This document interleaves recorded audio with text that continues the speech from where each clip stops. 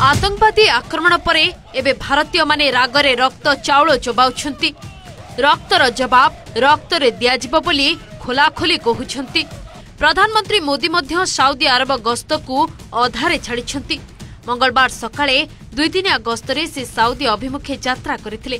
ताको विमान if Boeing 777-300 Pakistani आकाश सीमा दे जाउथिला। आ एतिकी बेले पलगाम रे आतंकवादी आक्रमण कथा जणा पड़िथिला। मोदी निज गस्त को अधारे छाड़ी भारत फेरिथिले। हेले जेदारु फेरिबा समय रे मोदी को विमान पाक एयर स्पेस दे प्रत्यावर्तन करिनथिला।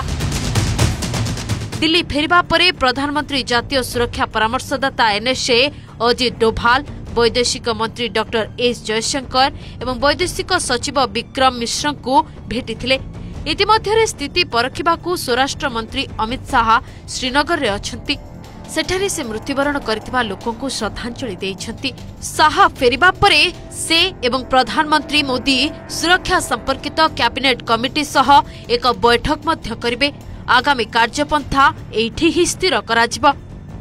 आतंकवादी माने धर्म पचारी हत्या करबा भली जो बर्बरोचित कांड घटाइछंती ताहाकु नै दलमत निर्विशेष रे भारतीय माने एकजुट होइछंती। भारत रे धार्मिक अस्थिरता सृष्टि करबा लागि शत्रु राष्ट्र जो योजना करुथला ताहा फलवती हेबाकु जाउछि। खास सेथि पई पाकिस्तान भी एबे डर रे, कारण भारतीय सेना को प्रतिहत करबाकू तार सामर्थ्य नाही। मोदी को विमान पाक आकाश मार्ग त्याग करी केवल एहा ही संकेत देछि, कारण ए घटना रे पाकिस्तान रो हाथ रहिछि बोली आलोचना हेउछि। मंगलवार अपराह्न रे जम्मू काश्मीर रो पहलगाम रो बैसारन घाटी रे आतंकवादी माने पर्यटकों को उपरे आक्रमण करिथिले। एही दुर्घटना रे 26 जन प्राण हराइछंती। 2019 पुलवामा आक्रमण परे एहा भारतर सबुठारु बड़ और भयंकर आक्रमण। पहलगाम रे आतंकवादी आक्रमण परे पाकिस्तान तार वायुसेना को हाई अलर्ट रे रखिछि। पाकिस्तानी वायुसेनार गोइंदा विमान भारतीय सीमा संलग्न अंचल आकाश मार्ग उपरे नजर रखिछि। पाक भय करुछि जे भारत बालाकोट एयर स्ट्राइक परी प्रतिशोध नहीं पारे।